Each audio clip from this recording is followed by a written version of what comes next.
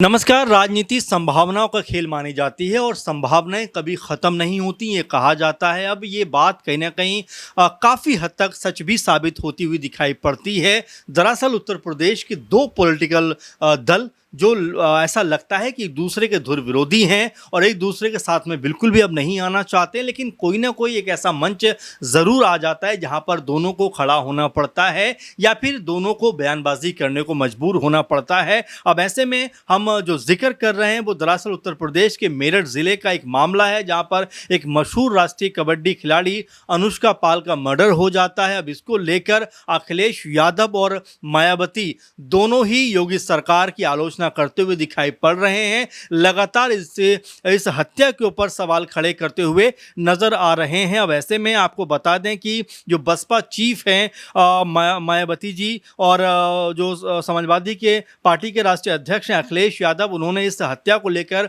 गहरा दुख तो जताया ही है, लेकिन साथ में योगी सरकार की जो ये कहा जाता है कि भाई क्राइम ख़त्म कर दिया है, हम जो है पूरी तरीके से अपराध मुक्त उत्तर प्रदेश को बना दिया है, इस तरह की बातों के ऊपर अब यहाँ पर कटाक्ष करते हुए दिखाई पड़ते हैं। आपको बता दें कि मायावती जी ने सोशल मीडिया पर लिखा है कि इसे अत्यंत दुखद और चिंताजनक उन्होंने बताया है। वहीं इस पूरे मामले के ऊपर उन्होंने कहा है कि ये वारदात समाज को झकझोर देने वाली है। उन्होंने इस मामले के सभी दोषियों के खिलाफ कठोर से कठोर कार्रवाई की मांग की है। इसके साथ ही अगर हम बात करें तो मायावती जी ने लिखा है कि यूपी के जिला मेरठ की सरजना विधानसभा क्षेत्र के ग्राम चिरोड़ी की लगभग 17-18 वर्षीय बेटी एवं राष्ट्रीय कबड्डी खिलाड़ी अनुष्का पाल की बदमाशों द्वारा की गई हत्या की खबर दुखद है, चिंताजनक है। ये घटना समाज को झकझोर देने वाली है। मायावती यही नहीं रुकी बल्कि वो आगे लिखती हैं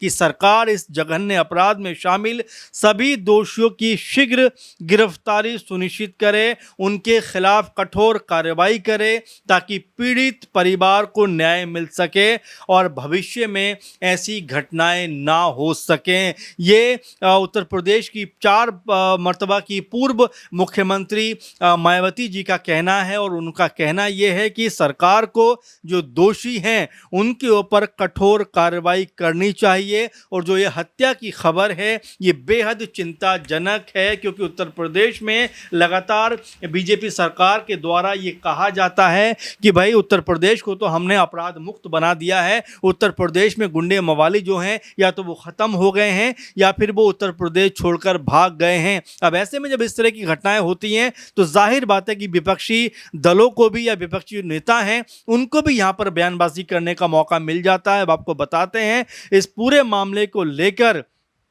जो अखिलेश यादव हैं वो यहाँ पर कहते हैं कि पश्चिम उत्तर प्रदेश में एशियन गेम्स में चयनित पैरा एथलीट चिराग त्यागी की हत्या, राष्ट्रीय कबड्डी खिलाड़ी अनुष्का पाल की हत्या, सूर्या चौहान और एक दूध व्यापारी की हत्या उत्तर प्रदेश की कानून व्यवस्था के ठप होने का प्रतीक है। गृह नामक कोई मंत्रालय यूपी में नहीं है। क्या अपराधियों के दुस्साहस को देखकर अंडरग्राउंड हो गया है?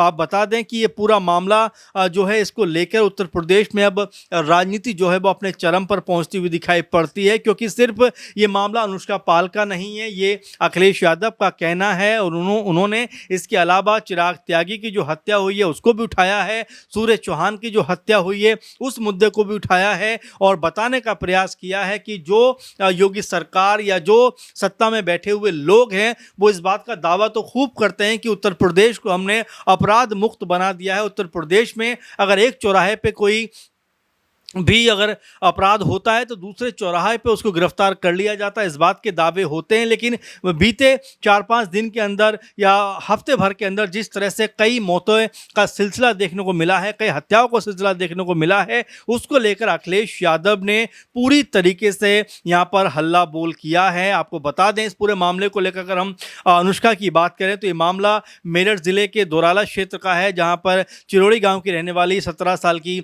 लड़की 17-18 साल की लड़की जो 16 अप्रैल से लापता बताई जा रही थी। अनुष्का जो थी नेशनल लेवल की कबड्डी प्लेयर थी और अपने भाई अनमोल के साथ शोभापुर में किराए के मकान पर रहकर पढ़ाई किया करती थी। इसके साथ ही अनुष्का का खेल अभ्यास भी चल रहा था। घर वालों ने कंकरखेड़ा थाने में उसकी गुमशुदगी की रिपोर्ट दर्ज कराई थी। पुलिस ने उसकी तलाश शुरू कर दी। पुलिस को जांच के दौरान उसका शव एक नाले से बरामद हुआ।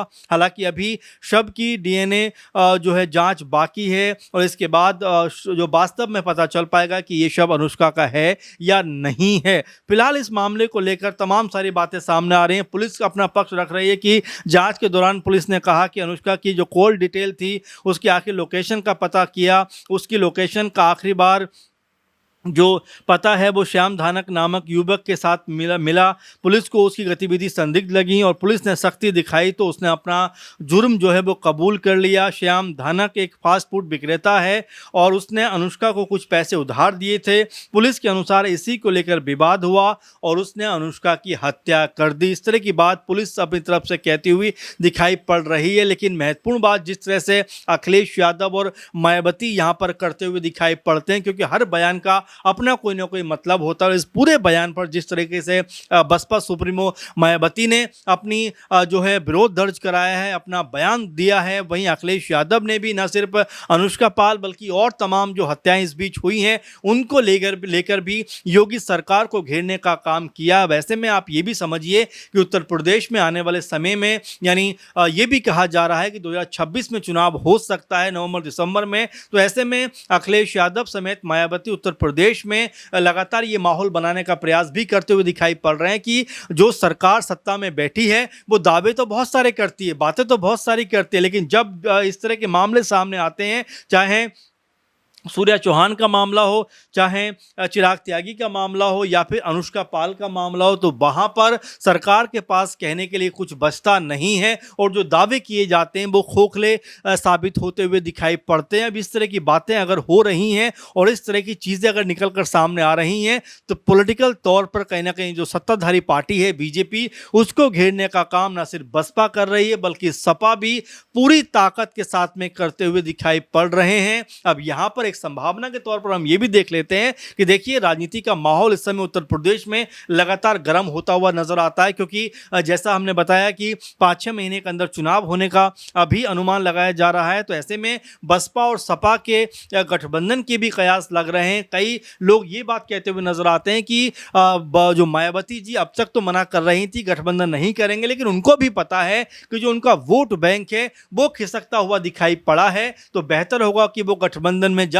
भाई अखिलेश यादव की बात करें तो 2024 के चुनाव में जिस तरह का प्रदर्शन उनका रहा है और लोकसभा की तकरीबन 37 सीटें उनके हक में आई हैं, तो वो भी पूरे अपने उत्साह में दिखाई पड़ते हैं। अब ऐसे में अगर उनको मायावती जी का साथ मिल जाए तो उत्तर प्रदेश में दोनों की जो पार्टियां हैं अगर गठबंधन में आती हैं तो एक बड़ा बदलाव, एक बड़ा समीकरण यहाँ पर कह सकते हैं कि इस गठबंधन के पक्ष में आता हुआ दिखाई पड़ेगा। चूंकि 2019 में बसपा और सपा मिलकर चुनाव लड़े थे लोकसभा का और मोदी जी की लहर के बावजूद भी 15 सीटें जीतने में कामयाब रहे थे।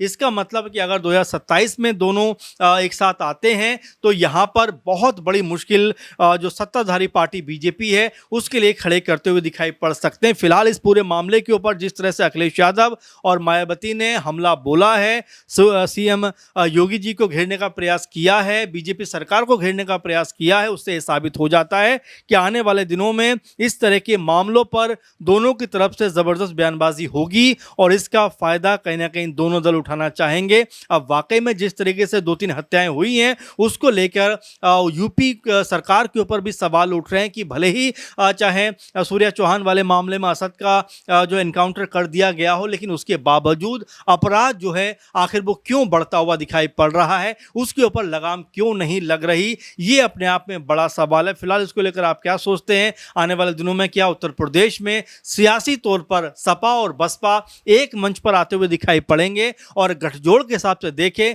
तो क्या योगी सरकार के ऊपर कोई बड़ा इस समय प्रेशर क्रिएट करते हुए दिखाई पड़ेंगे? अपने आप में ये बड़ा सवाल है। इसको लेकर आप क्या सोचते हैं, क्या आपके विचार हैं, कमेंट जरूर करिए। फिलहाल के प्रोग्राम में बस इतना ही। आप लगातार बने रहें। नमस्कार।